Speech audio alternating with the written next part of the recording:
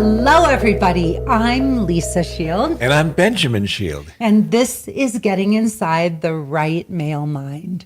We are so happy to see you back again. Some of you are following us. We've heard from many clients and former clients, and we've gotten emails from many of you saying that you start at one podcast and listen to them all. So thank you that you would find your precious time wisely used by listening to us. All right, so today we are going to talk about doing the work. Mm-hmm. Ready for that, babe? All set. Okay, so I have a client who is in our mastermind group. It is called the Mastery of Love, and this is where women are able to work very closely and intimately with Benjamin and me, and a group of other like-minded women who are truly dedicated to finding the guardians of their souls.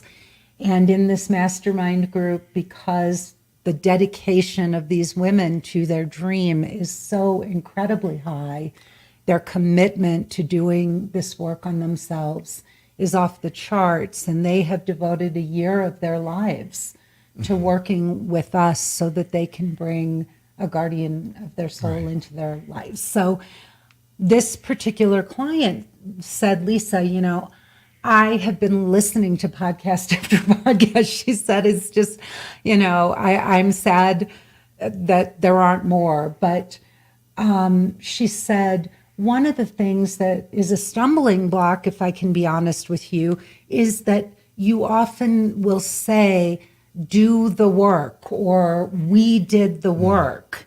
And she said that really kind of, makes me sit back and say, well, but what does she mean? Because all I've been doing is the work. So we want to tease that apart and talk about the work we mean, because we're not trying to say that many of you have not been working on yourselves for years. You have, but you haven't done this piece of work. Mm-hmm. Yeah. And all of us, Lisa, myself, everyone out there listening to this has done intrapersonal work, has done deep work, has done emotive work, meditation, contemplation, and analysis. Yeah, self-discovery. Yeah. All very, very important. And, we've all grown through these years, and we will continue to grow, until our last breath. But that internal work, that intrapersonal work, doesn't always translate to interpersonal work. Sometimes the work we do is to understand ourselves, to get a better sense of who we are in the world, but it can become a bit insular. And sometimes I picture two circles where two people who have done the intrapersonal work, the inner work, that they're like two circles that don't intersect. They just kind of butt, against each other. And the goal of Lisa's course is really how these two intrapersonally evolved people can begin to intersect their lives. So it's both a blending of their lives so they become one, but at the same time becoming one helps them become more autonomous and helps their individuation become greater, because who they are is reflected back to them by the other loving person in the relationship. Yeah, and so the interpersonal work focuses on us having a better relationship with ourselves, right? And our relation to the world. But what's missing is many people think, okay, law of attraction, I have made myself into this incredible person, and now I'm just going to magnetize my partner to me. And I made that mistake. In my thinking, I did all this interpersonal work. I got my master's in spiritual psychology, went to 12-step program to look at my food addiction issues. I worked with Don Miguel Ruiz. I did Landmark Forum. In 6 years, I was pretty consistently doing interpersonal work on myself, I sat back after all of that and I said, Lisa, you still haven't attracted a partner. And not only have you not attracted a partner, but you aren't getting the attention of the kind of men you really want. So there's something wrong here. Yeah. I still wasn't getting a lot of male attention or the kind of attention from the kind of men I wanted to pay attention to me. Right. And there's that shift. There's that shift of all that we've become and all that we've learned and how much we've grown and all the suffering we've had that we've learned from and all the wonderful things that have happened that we've learned from, how that can translate into a relationship, not just the idea of a relationship, but the reality of a relationship, of a great relationship. Yeah, and it's so daunting and frightening, I think, for so many women who have had terrible marriages. Maybe they had to raise children on their own, and now they're back in the dating world, or women who don't have children, who have that time clock ticking. But here these women are, and there's some, they want a man in their lives, but at the same time, they've been hurt, they have walls up, they're scared to let a man in. And it's juxtaposed against these incredibly successful careers. I mean, many of our clients have off the chart success in their, careers, but it makes it so scary for them. First of all, their success was and their independence was so hard won, right? And how do they then open up and let a man into their lives and into their hearts and trust themselves and a man and trust the process? Right, right. And part of it is choice, making that choice. There's doing the work. There's all this intrapersonal work. There are the seminars we've gone to, the courses, the therapy, the groups we've attended, the self-help books that we've read, all of those. The hours and hours of meditation. Absolutely. Trying to reach these higher states. Absolutely. But it doesn't necessarily translate into that facility to have this. Yeah. And so part of it begins with choice of being willing to, what we call being the guardians of each other's souls, of really not just the idea of relationship, like, God, I really want a relationship, I really want a man in my life, to how can I let another person be the guardian of my soul, and how can I be the person of who will be the guardian of their soul. And let someone into my heart and into my world and into my life. Yeah. There's all these extraordinary women who are so successful, and yet they're terrified to open up their hearts and actually let a man in. And they don't realize that they're going through the motions, they're dating, they have, in many ways, a very, strong identity. A lot of these women carry this very strong and carefully constructed identity with them. We see it.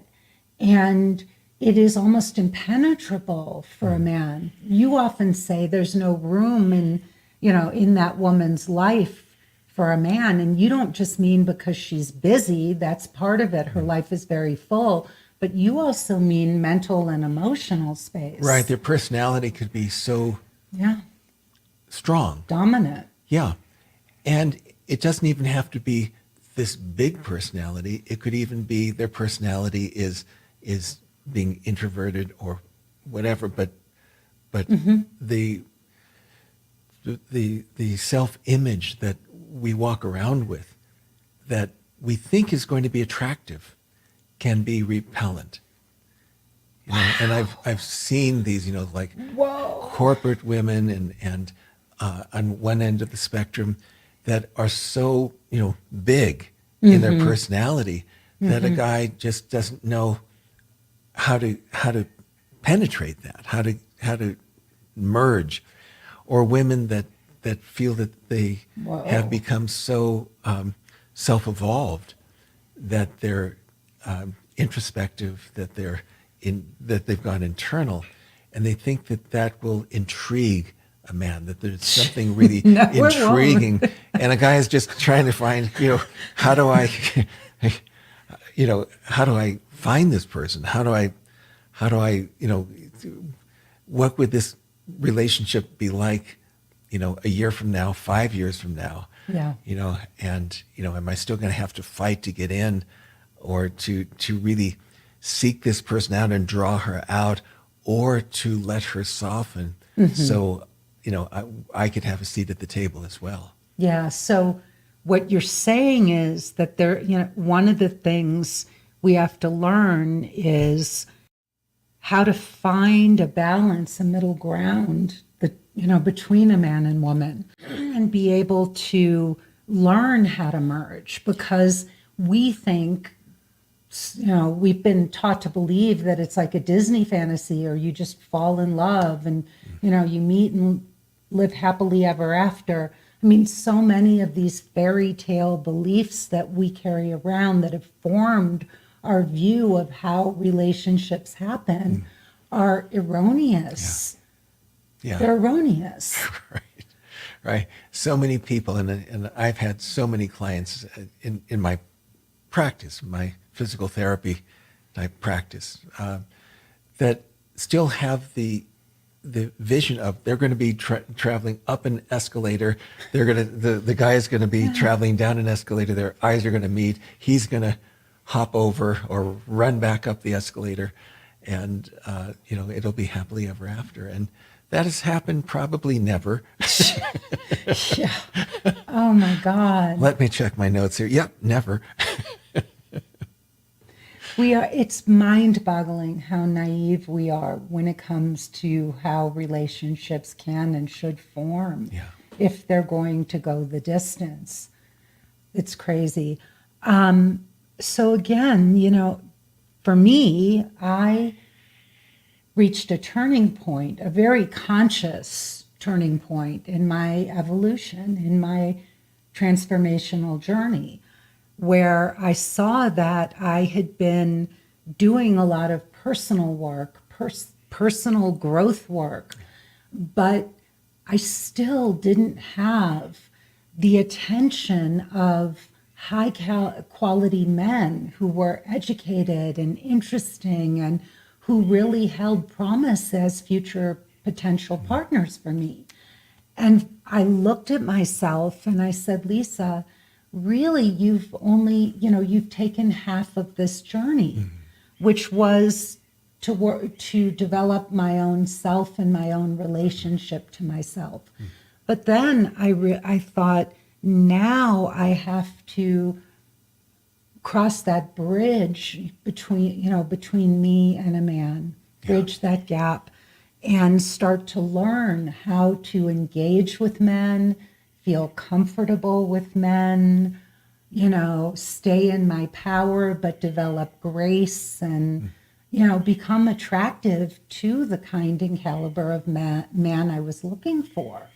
Yeah. And that is what we mean when we say doing the work. Anybody, we get messages from people that say, oh my gosh, your relationship is amazing, and I see the way you look at each other. And by the way, that is after decades together. And we love each other more now than way more now, not less. So this kind of relationship, we did this. We worked on ourselves first. We went out, we sought partnership. We both came into it with an intention, we didn't sit and talk about and say, well, what is your intention? What is yours?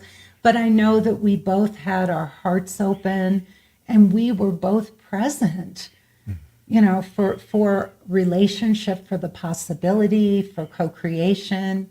It was magical. Yeah. But we didn't just get to that point. We went through horrible relationships. We struggled, we suffered. And then I know for myself, I wound up doing 8 years of work, 6 of it working on myself, and then 2 years out in the dating world. I went on 96 first dates. Right. And I did a lot of workshops. I did a lot of therapy. I attended a lot of groups over the years, and I learned a lot. I learned not to be afraid to communicate anything, and I learned how to communicate. And there still is that translation from the intrapersonal work to the interpersonal work. I think one of the dangers of, and I'll use the term danger, of spiritual growth is that we develop an identity of what spirituality is. And if someone doesn't fit into that model, then, they're not spiritual. One person may believe in reincarnation, the other not, and so on. And in our relationship, and what we've seen in hundreds and hundreds and hundreds of successful relationships, is that there's a space for two people not only to be who they are and to have their beliefs, but also to let those beliefs mold with time, have the respect mirrored back to them of their beliefs, even though it may not be identical to the other person's.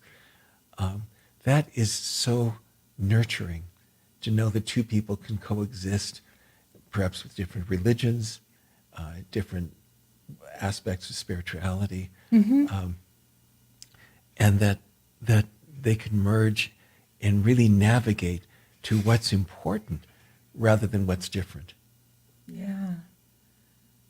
Wow. As you're talking, I think about all the work I did. One of my biggest obstacles, and one of the things that you praised me the most for, was that I used to take everything personally. And a huge part of my dating experience, I consciously entered into dating.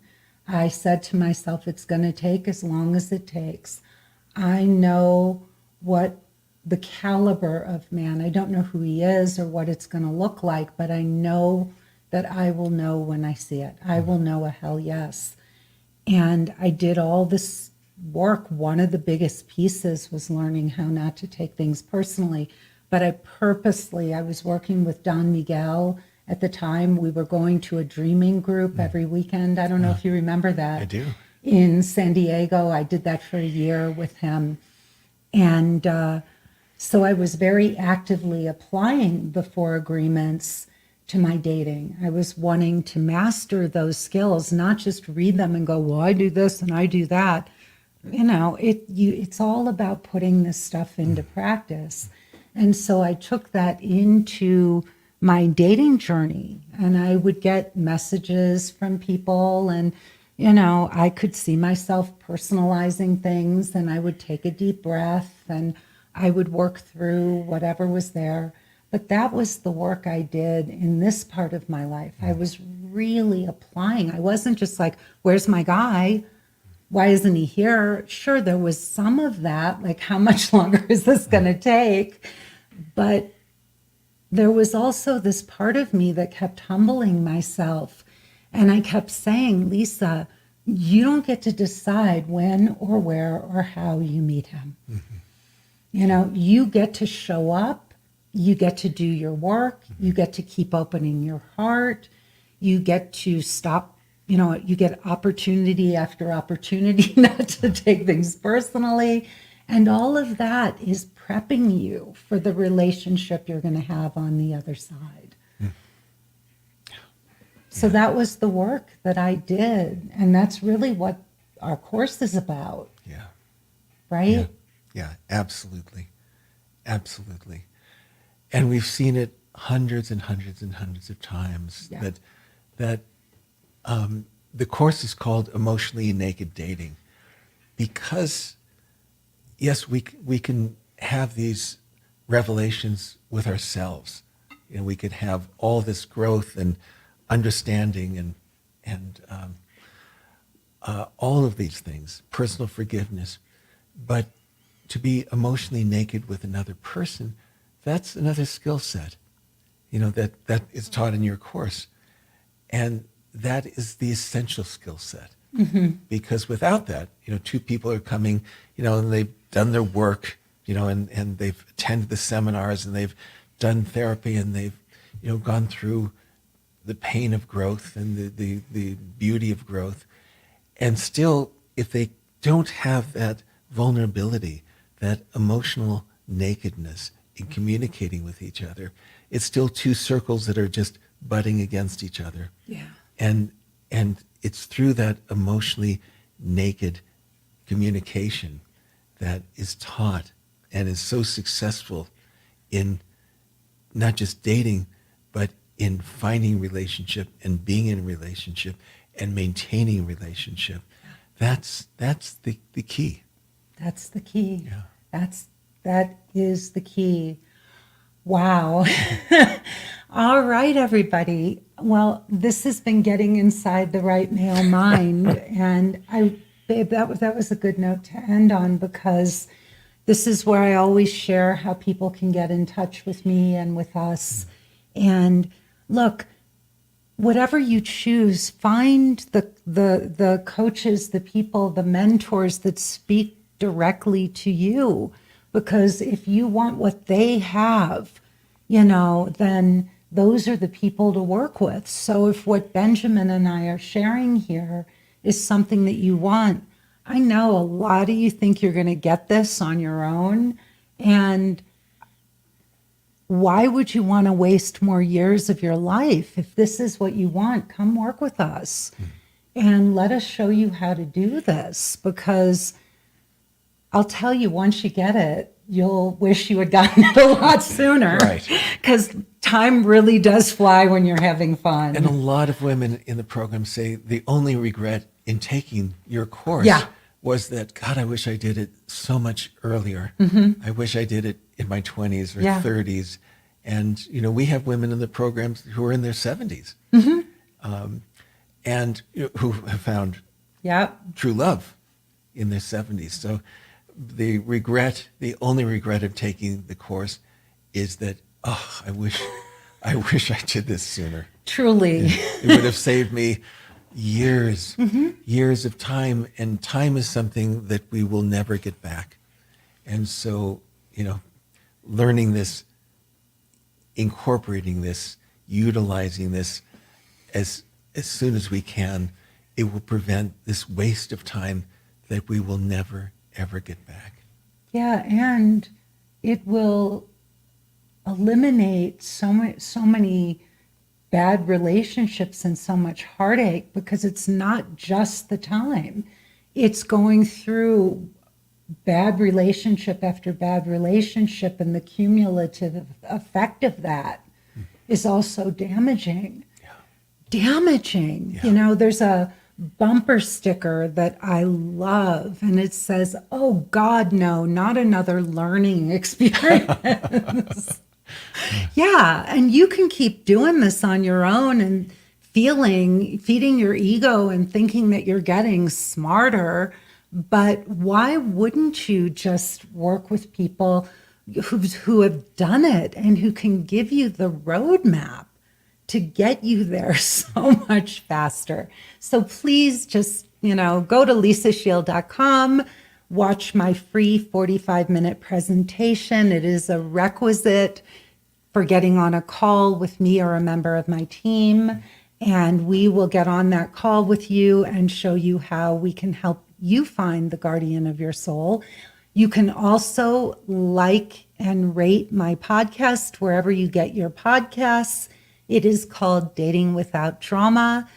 You can like and subscribe to my YouTube channel and finally, so tell your friends and girlfriends and brothers and fathers and uncles and nephews and husbands, but tell everybody, let's get the word out. There is so much misinformation out there, and we want to show you how to form loving, lasting partnerships from the heart by getting emotionally naked and attracting the guardian of your soul. Thank you, and come back and see us again. Thank you. Bye-bye.